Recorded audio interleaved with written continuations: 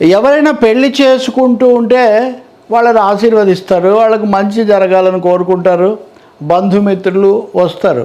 సరే, ఆ పెళ్ళి కూడా ఒకసారి విడాకులైన తర్వాత జరుగుతున్నటువంటి పెళ్ళి అయితే బాగుండాలి ఈసారి అని కూడా ఆకాంక్షిస్తారు.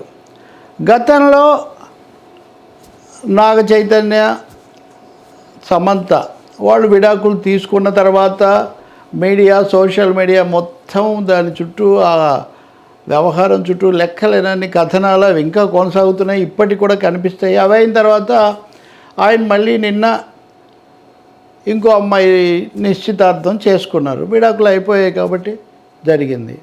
సరిగ్గా జరుగుతూ ఉంటే జ్యోతిష్యులు వారొకరు బయలుదేరి ఈ పెళ్ళి నిలబడదు, మూడేళ్ల తర్వాత వీడు విడాకులు తీసుకుంటారు, విడిపోతారు అని ఆయన జోస్యం చెప్తాడు. ఈ జోస్యమా? అసలు అవసరమే ఉంది? ఎవరైనా సరే వాళ్ళు ఎందుకు విడిపోయారు, ఎందుకు పెళ్లి చేసుకున్నారు, ఇప్పుడు ఇష్టపడ్డారు, అది వాళ్ళకి సంబంధించిన అంశం. ఏ విధంగా మీడియాకి కానీ లేకపోతే జ్యోతిష్యుడికి కానీ సంబంధం, ఎవరైనా తన దగ్గరికి వచ్చి సంభావన ఇచ్చి అడిగితే చెప్పొచ్చు, లేదు అంటే ఏదైనా సందర్భం వచ్చినప్పుడు ప్రస్తావన చేయొచ్చు. కానీ ఎవరైనా సరే ఇంకా అక్కడ వాళ్ళ కార్యక్రమం ఇంకా పూర్తయి కాకముందే, లేకపోతే కొద్దిగా సమయం గడవకముందే ఇది నిలబడదు అని చెప్పడం అనేది అది సాధారణమైన సంస్కారమైనా అవుతుందా? నిజాలు పక్కన పెడతాం, అసలు జ్యోతిష్యం శాస్త్రమా కాదా? గతసారి ఆయన చెప్పాడట, చెప్తే వాళ్ళు విడిపోయారట, కాబట్టి ఏమైనా హక్కు వస్తుందా? గతసారి ఈయన చెప్పినందుకు వాళ్ళు విడిపోయారా? వాళ్ళ కారణాల వల్ల వాళ్ళు విడిపోయారా? అసలు ఎందుకు విడిపోయారు అన్నది సమాజానికి ఏమైనా అవసరమా? మేము పలానా కారణం వల్ల విడిపోయామని వాళ్ళు కానీ వీళ్ళు కానీ ఎవరైనా చెప్పారా? కాబట్టి గతసారి నేను చెప్పింది జరిగింది కాబట్టి ఇక మీదట కూడా నేను చెప్తాను, జరిగి తీరుతుందంటాం, సవాళ్ళు విసరటం. ఎవరి మీద ఈ సవాళ్ళు? పెళ్లి చేసుకునే వాళ్ళ మీదనా? అసలు ఈ ఉదాహరణకు ఒక సినిమా విడుదల అవ్వకముందే అది జయప్రదం అవుతుందో లేదో, ఆడుతుందో లేదో చెప్పడం, ప్రపంచంలో సినిమా రంగాన్ని బాగా ప్రధానమైనటువంటి కథానాయకుడుగా లేకపోతే ఆకర్షణగా నడిపిస్తున్నటువంటి ఓ ప్రభాస్ లాంటి ఆయనకు అది లేదు, ఇది ఉండదు, అది ఉండదు అని చెప్పడం, ఇవన్నీ సెన్సేషన్ కోసమా, ఆదాయం కోసమా, ప్రచారం కోసమా, లేకపోతే అమాయకులు వీటిని బట్టి లోబడిపోతారనే వేణుస్వామి అనే జ్యోతిష్యుడు ఎందుకు ఇవన్నీ కూడా చేస్తున్నారో అర్థం కాదు. ఎందుకంటే డబ్బు కోసము లేదా ప్రచారం కోసము, సంచలనం కోసము అంటే వేరే విషయం, ఆ వృత్తి కోసం అదే అని. కానీ అప్పుడైనా కానీ ఇతరుల యొక్క వ్యక్తిగత జీవితాల్లో జ్వరబడిపోయి వాళ్ళ మీద జోస్యాలు చెప్పేసి ఒక అపనమ్మకం కలిగించేటటువంటి హక్కు ఎవరికైనా ఉందా? నిజానికి జ్యోతిష్యం ప్రకారమే జరిగితే అన్ని పెళ్ళిళ్ళు ముహూర్తాలు చూసుకొనే పెట్టుకుంటారు. అన్ని పెళ్ళిళ్ళు తర్వాత రకరకాలుగా తయారవుతాయి. వాళ్ళ జీవితంలో ఎదురయ్యే ఘటనలను, సందర్భాలను బట్టి, వాళ్ళ మానసిక భౌతిక పరిస్థితులను బట్టి, చుట్టుపక్కల ఉన్న వాళ్ళని బట్టి, అనేక కారణాల వల్ల కొన్ని పెళ్ళిళ్ళు దెబ్బతింటాయి, కొన్ని జయప్రదం అవుతాయి. సమాజంలో కూడా ఒక జంట, ఒక కుటుంబం అన్నదానికి ఒక స్థానం ఉంటుంది. కానీ ఈ విషయాల్లో చెప్పడం, అలాగే సినిమాలు అనేవి ఒక జ్యోతిష్యుల వారు చెప్పిన ప్రకారం వసూళ్ళు వస్తాయా లేదా, ఫ్లాప్ అవుతుందా అనేదే కనుక తెలిస్తే ప్రతి సినిమా కూడా ముందుగా పూజారులు కొబ్బరికాయ కొట్టిన తర్వాత, ముహూర్తం నిర్ణయించిన తర్వాతే మొదలవుతుంది. ఎన్నికల్లో పోటీ చేసేటటువంటి ఇరుపక్షాల అభ్యర్థులు కూడా వాళ్ళ అయ్యవార్లను కలుసుకొని వాళ్ళ దగ్గర అన్ని సలహాలు తీసుకొని 1-4 చోట్లకు వెళ్ళి ఇవన్నీ అయిన తర్వాతే ఎన్నికల్లో నిలబడతారు. ఒకరే కదా గెలుస్తారు, ఇద్దరు ఎప్పుడు కూడా గెలవరు. అయినా కానీ వాళ్ళ ముహూర్తాలు వాళ్ళు నిర్ణయం చేసుకుంటారు. అందుకనే కదా నామినేషన్లు వేసే దగ్గర కూడా ఒకే సమయం చాలా అదృష్టమైన ముహూర్తం అదని అందరూ పోటీ పడినటువంటి పరిస్థితులు కూడా మనం చాలాసార్లు చూస్తాం. పెద్ద భవనాలు ఇవన్నీ కట్టినప్పుడు కూడా. కానీ ఎన్ని దురదృష్టకరమైన ఘటనలు జరుగుతాయి, ఎన్ని అనూహ్యమైనటువంటి ప్రయోజనాలు లేకపోతే లాభాలు కలుగుతాయి. వీటన్నిటిని ఎవరు నిర్దేశించారు, ఎవరు నిర్దేశించగలరు? అసలు ఈ జ్యోతిష్యుల వారు లేకపోతే వాళ్ళ మిత్రులు లేకపోతే వాళ్ళ చుట్టూ ఉండేవాళ్ళు వాళ్ళ భవిష్యత్తు గురించి వాళ్ళు చెప్పగలరా? ఎవరెవరు భవిష్యత్తు గురించి చెప్పడం ఎందుకు? అలా అయితే చాలా బ్రహ్మాండంగా ఉండేట్టుగా చేసుకోవచ్చు కదా. ఇవన్నీ ఒక ఎత్తు అయితే, నాగ చైతన్య, శోభిత, ధూళిపాల వాళ్ళు ఎంగేజ్మెంట్ చేసుకున్నారు, ఇష్టపడ్డారు. వీళ్ళ వ్యక్తిగతం అప్పుడే మొదలైపోయింది. వాళ్ళు ఇంతకుముందు అమ్మాయి ఏం చెప్పింది, ఏమైంది, అప్పటి విషయాలు ఏంటి, ట్రోలింగ్, మళ్ళీ విపరీతమైన కామెంట్స్. అప్పుడు సమంత మీద ఇప్పుడు ఈమె ఇంకా పూర్తిగా ఆ ప్రక్రియ పూర్తి కాకుండానే, అంటే ఏం జరుగుతుంది ఇక్కడ, దాని మీద ఈయన సవాళ్ళు.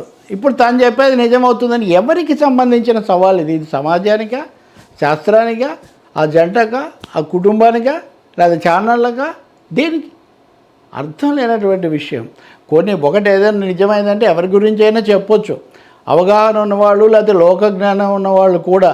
కానీ చెప్పే జ్యోతిష్యాల్లో 10 నిజమైతే 10 అబద్ధం అవుతాయి. అసలు చాలా విషయాలు మీ పరిధి లేకుండానే జరుగుతున్నాయి కదా. ఎంతోమంది కలుస్తుంటారు, విడిపోతుంటారు, అనేక ఘటనలు, విజయాలు, పరాజయాలు, ఇవన్నీ ఎవరి ప్రమేయంతో జరుగుతున్నాయని.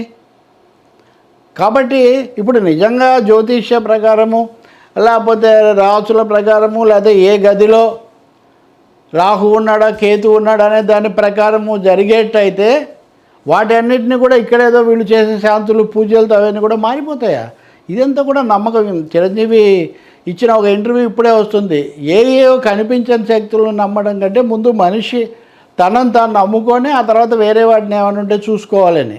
అదొక ఎత్తు అయితే, ఒక సమాజంలో ఒక మర్యాద, మానవ సంబంధాలు, ఇతరులకు మంచి జరగాలని కోరుకోవటము, ఏదైనా అవసరమైన సహాయం చేయడం, ఇది జరగాలి. కానీ ఇది కుదరదు, ఇది నిలవదు, ఇది దెబ్బతినిపోతుంది అని చెప్పేసి దాని మీద ఇంకా బిల్డప్ చేయడం అర్థం లేనిది.